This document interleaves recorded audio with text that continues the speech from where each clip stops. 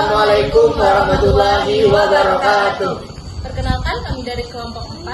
Saya Tria Rahmadini. Saya Jesli Rizwan. Saya Rifki Nurman Juliansa. Saya Tria Indonesia. Saya Sofi Yunus Salina. Saya Saila Dona Nafisa. Saya Paulina Zestia Kamil. Saya Arfan Mawan. Pada kesempatan kali ini, kelompok kami akan membuat video materi tentang perancangan sistem basis data.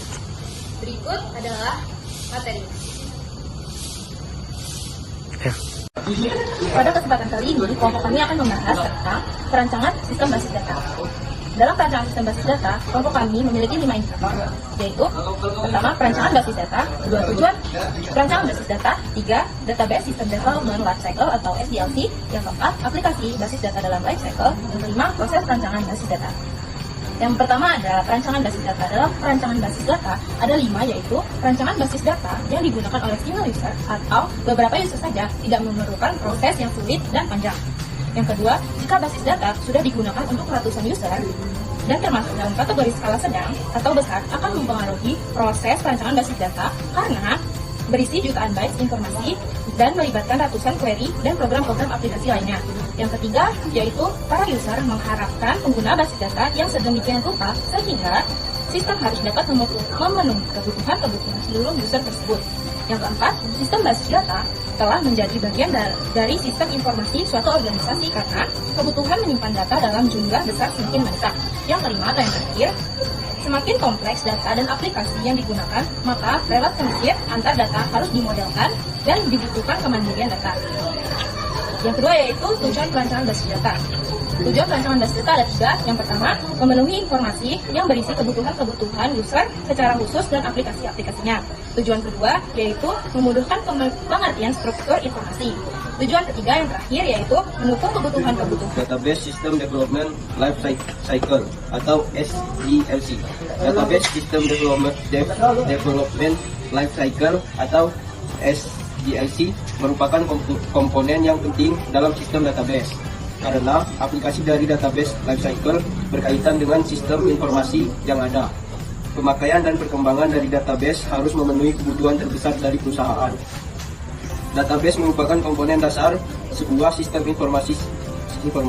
Siklus hidup sebuah sistem informasi organisasi berhubungan dengan siklus hidup sistem database yang mendukungnya.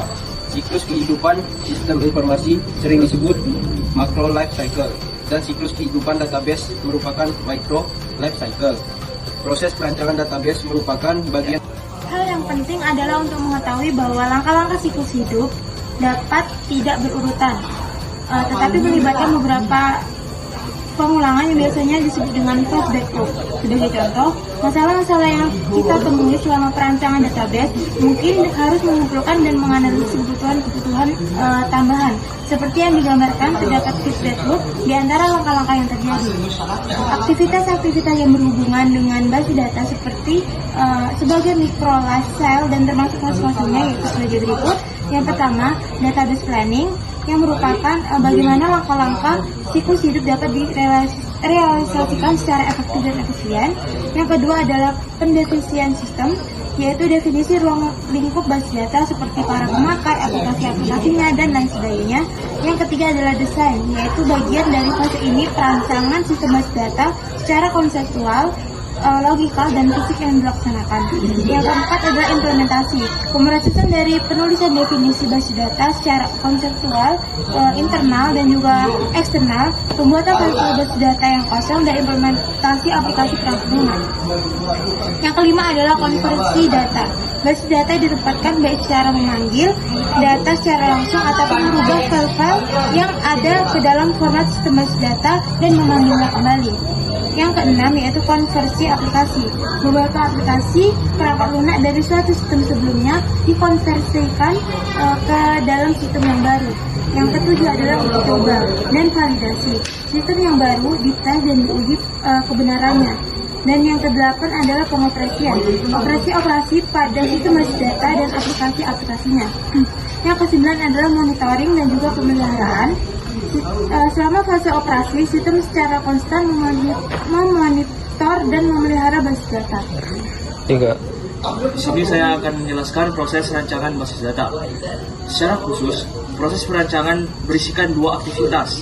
Paralel aktivitas yang pertama melibatkan perancangan dari isi data dan struktur basis data. Sedangkan aktivitas kedua mengenai perancangan proses basis data dan aplikasi-aplikasi perangkat lunak. Proses perancangan basis data sebagai berikut. Fase pertama, pengumpulan data dan analisis. Fase kedua, perancangan basis data secara konseptual. Fase ketiga, pemilihan DBMS. Fase keempat, perancangan basis data secara logika. Fase kelima, perancangan basis data secara fisik. Dan fase keenam, implementasi sistem basis data. Adapun proses perancangan basis data secara lanjut. Fase pertama merupakan kumpulan informasi yang berhubungan dengan penggunaan database. Fase yang keenam merupakan implementasi database-nya. Fase pertama dan keenam kadang-kadang bukan merupakan bagian dari perancangan database, tetapi merupakan bagian dari siklus kehidupan sistem informasi secara umum. Inti dari proses perancangan database adalah fase 2, 3, 4, dan 5. Fase 1, pengumpulan dan analisis. Proses identifikasi dan analisis kebutuhan-kebutuhan data disebut pengumpulan data dan analisis. Penentuan kebutuhan-kebutuhan suatu sistem basis data harus mengenai bagian-bagian lain dari sistem informasi yang akan berinteraksi dengan sistem basis data, termasuk para pemakai yang ada dan para pemakai yang baru serta aplikasi-aplikasinya. Kebutuhan-kebutuhan dari para pemakai dan aplikasi inilah yang kemudian dikumpulkan dan dianalisis. Pengembangan standarisasi dari pengumpulan data, format data, proses perancangan dan implementasi. Penentuan kelayakan secara teknologi, operasional, dan ekonomi. Aktivitas pengumpulan data analisis sebagai berikut. 1. Menentukan kelompok pemakai dan bidang-bidang aplikasinya. Menentukan aplikasi utama dan kelompok user yang akan menggunakan basis data. Kedua, peninjauan dokumentasi yang ada. Dokumentasi yang ada yang berhubungan dengan aplikasi-aplikasi dipelajari dan dianalisis. 3. Analisis lingkungan operasi dan pemrosesan data. Informasi yang sekarang dan yang akan datang dipelajari termasuk juga analisis jenis-jenis transaksi dan frekuensi transaksinya. 4. Daftar pertanyaan dan wawancara. Tuliskan tanggapan-tanggapan dari pertanyaan-pertanyaan yang telah dikumpulkan dan para pemakai basis data yang berpotensi. Fase kedua yaitu perancangan basis data secara konseptual. Tujuan dari fase ini adalah menghasilkan skema konseptual untuk basis data yang tergantung pada sebuah DBMS. Fase kedua ini sering menggunakan sebuah high level data model seperti IR atau EIR model selama fase ini. Pada skema konseptual ini, kita harus merinci aplikasi-aplikasi basis data yang diketahui dan transaksi yang mungkin terjadi. Fase ini menghasilkan sebuah skema konseptual basis data pada DBMS Independent High Level Data Model seperti IR atau EIR. Skema ini dapat dihasilkan dengan menggabungkan bermacam-macam kebutuhan pengguna dan secara langsung membuat skema basis data. Selain menggabungkan berbagai macam kebutuhan pengguna, skema ini merancang skema-skema terpisah dari kebutuhan pengguna dan kemudian menggabungkan skema tersebut. Model data yang digunakan dalam perancangan ini adalah DBMS Independent. Pada langkah selanjutnya adalah memilih sebuah DBMS untuk melaksanakan rancangan tersebut. Fase 2, perancangan transaksi. Yang pertama ada menguji aplikasi-aplikasi basis data. Yang kedua ada menghasilkan perincian transaksi-transaksi aplikasi basis data. Dan yang ketiga, fungsi fase ini, yaitu untuk merancang karakteristik dari transaksi-transaksi basis data yang telah diketahui. Yang keempat, ada transaksi-transaksi ini akan digunakan untuk memproses dan memanipulasi basis data. Fase 3, pemilihan DBMS. Pemilihan basis data ini ditentukan oleh beberapa faktor. Yang pertama, faktor teknik. Keberadaan DBMS dalam menjalankan tugasnya, seperti jenis-jenis DBMS dan struktur penyimpanan. Kedua, ada faktor ekonomi, seperti biaya personalia, biaya hardware, software, dan biaya pemeliharaan. Ketiga, ada faktor organisasi. Faktor organisasi ini terbagi menjadi 3. Yang pertama, struktur data. Jika data yang disimpan dalam basis data mengikuti struktur hierarki, maka suatu jenis hierarki dari DBMS harus dipikirkan. Yang kedua, ada personal yang terbiasa dengan sistem, yaitu jika staf programmer dalam suatu organisasi sudah terbiasa dengan suatu DBMS, maka hal ini dapat mengurangi biaya latihan dan waktu belajar. Dan yang terakhir adalah tersedianya layanan penjualan, di mana keberadaan fasilitas pelayanan penjual sangat dibutuhkan untuk membantu memecahkan beberapa masalah sistem. Fase keempat, perancangan basis data secara logika. Fase selanjutnya dari perancangan basis data adalah membuat sebuah skema konseptual dan skema eksternal pada model data DBMS yang terpilih. Fase ini dilakukan oleh pemetaan skema konseptual dan skema eksternal yang dihasilkan pada fase kedua.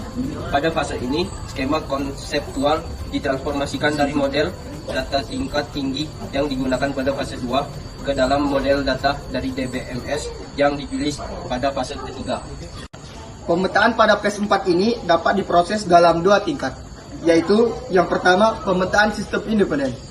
Pemetaan ke dalam model data DBMS dengan tidak mempertimbangkan karakteristik atau hal-hal yang khusus yang berlaku pada implementasi DBMS dari model data tersebut. Yang kedua, penyesuaian skema ke DBMS yang spesifik. Mengatur skema yang dihasilkan pada langkah 1 untuk disesuaikan pada implementasi yang khusus di masa yang akan datang dari suatu model data yang digunakan pada DBMS yang dipilih. Hasil dari PES ini memakai perintah-perintah DDL. Dalam bahasa DBMS, yang dipilih menentukan tingkat skema konseptual dan eksternal dari sistem basis data. Pada beberapa hal, perintah-perintah DDL dimasukkan parameter-parameter rancangan fisik, sehingga DDL yang lengkap harus menunggu sampai fase perancangan basis data secara fisik telah lengkap. Fase ini dapat dimulai setelah pemilihan sebuah implementasi model data, sambil menunggu DBMS yang spesifik yang akan dipilih. Sebagai contoh, jika penggunaan memutuskan untuk menggunakan beberapa relasional DBMS, tetapi belum memutuskan suatu relasi yang utama, rancangan dari skema eksternal untuk aplikasi-aplikasi yang spesifik seringkali sudah selesai selama proses.